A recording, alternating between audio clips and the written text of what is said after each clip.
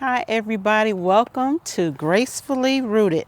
We're out here in the yard. We're going to clean up some of the items here in the garden because I have a lot of little plants. We're trying to get ready for 2026, and we're just going to clean up. So while I'm cleaning up, I'm going to tell you that I am in Zone 7B in the Huntsville area in Alabama. And we are just cleaning up these gardens. And because we got to amend, we have to amend our soil because we want a good crop this year. Whew. Now that was the one that was really, really down there. But so basically what I'm doing, I'm going to go through, try to get anything that's, look like weeds or clean up so I can, since we are having unusual weather. It is 70 degrees in the month of December in Tennessee Valley. I'm in the Tennessee Valley area, and you see I'm out here with short sleeves on. I could have came out here with shorts. It is that warm. But we out here with short sleeves on when typically we would have a hat on and a thick coat. But that's okay.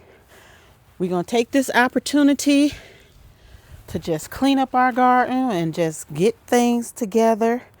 And I like to move my dirt around a little bit, keep the oxygen going within the dirt, and just prepare because it is something that you have to do. You don't wait until spring to get your garden together.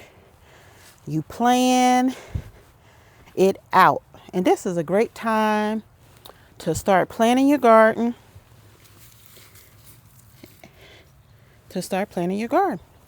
And to think about what are you going to put in your garden. So I'm out here just pulling up different things, and you'll go on this journey with me, and we will get our soil.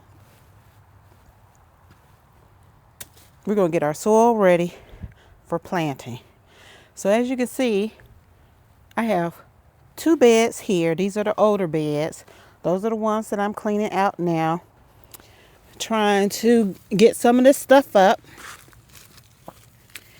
And also this is very good exercise. So I count this as a moment for me to get my exercise in while I'm doing this. But I have 2 beds that I have worked with during the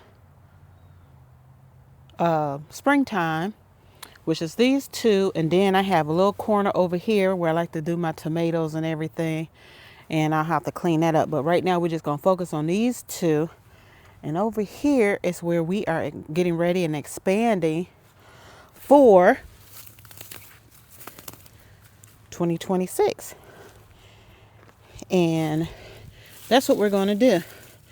So I have some items in here. Like you see, this was a purple cabbage, and I used some of this and put this in a stir fry, and it was tasty. It was good. I'm telling you, and that's something that if you're a beginning gardener, you need to think about that. You just don't plant anything. You need to plant what you're going to eat. So just think about your meals. That's how I determine what I'm going to plant each year. And as I do that, then I start gathering my seeds, which I have plenty of seeds, but I'll show you that on another day. But just the point of right now, we're just trying to clean up. So, because I'm going to amend this soil, and what that means is that I'm still going to have this soil down here, but I'm going to till it. Well, this is the above ground raised bed, so that's the beauty in it. If you do a raised bed, you really have control over what goes in your garden. So I'm going to be adding I'll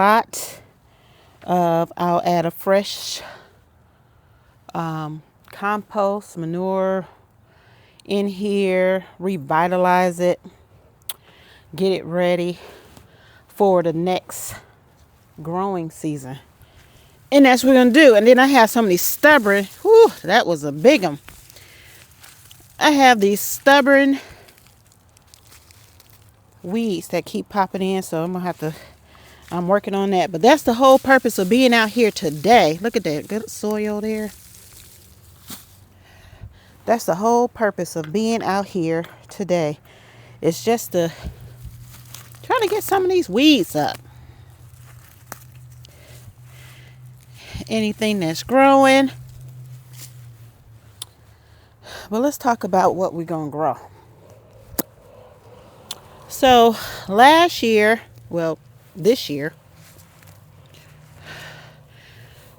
I grew a lot of turnip greens and collards and mustard greens. As you saw, I had some remnants left of some purple cabbage. But I typically only plant what I'm going to eat. I don't waste my time. I may do a little bit of experimenting here and there if there's something new. And I recommend that. Just, but if you're a beginning gardener, just focus on what you currently eat. That's the important part. Just focus on what you eat. So with that being said, let's think about, I'm going to give you an example of what I eat. And it's going to make so much sense. One of the things is, best example is, let's say, look at your plate. If you have potato salad, let's start with that. What's all in potato salad? Well, what do you put in your potato salad? We'll start with that. So, I don't think sometimes people think about where your food comes from. So, if you're going to have potato salad, so you need to grow some potatoes, some onions. I put onions in my potato. I don't know about everybody else, but I do put some onions in mine. And then I put a little bit of pickle, which would, pickle is a cucumber. So I want you to think about it like that. I'm just giving one example. So all those things in that potato salad that you like. Now, of course, for those who put eggs in their potato salad, now I currently don't have any chickens. So that's something I have to purchase. But other than that, a lot of those staples you can grow. And if you think of it like that, on what do you eat on a daily basis? So whatever you eat on a daily basis, that is what you need to think about. What seeds you need. And that's what you need to do. And that way you can plant the things that are needed. And you can sustain on your own. You need to grow your own food. You have more control over what you're putting in your body and what you have. And when you grow it yourself, you know exactly what preservatives, you know exactly how you kept up with your particular vegetables. So that is one of the things that I recommend. Is step one, try to write down your menu. Like when you go out to eat, what are you eating? What's on your plate that you can grow?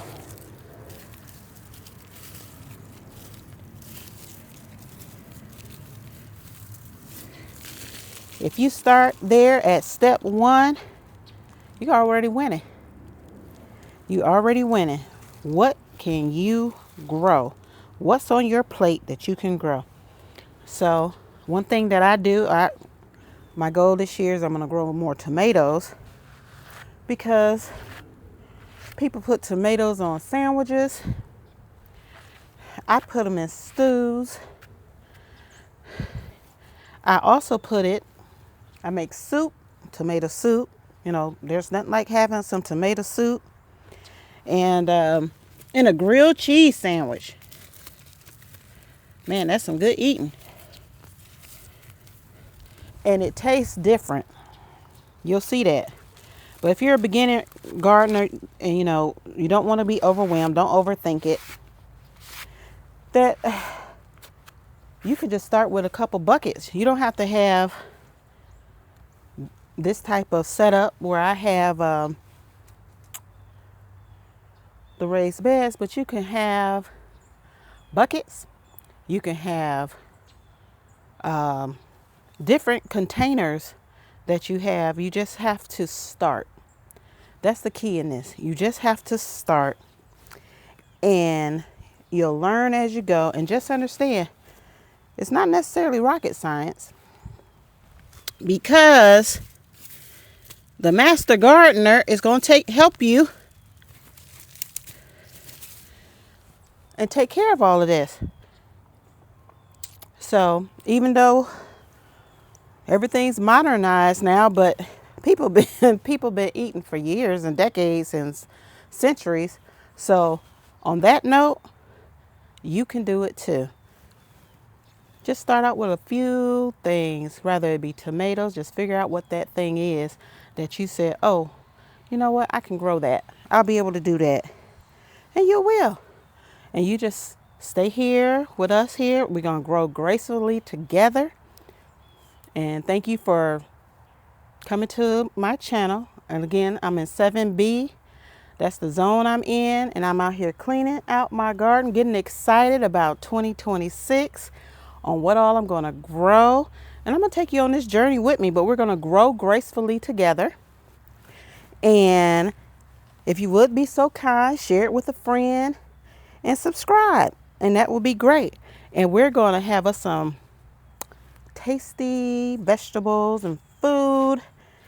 And we're going to just share, and thank you coming over and joining my community. I hope you all have a good day. And don't forget that we are growing gracefully out here in 7B, Alabama.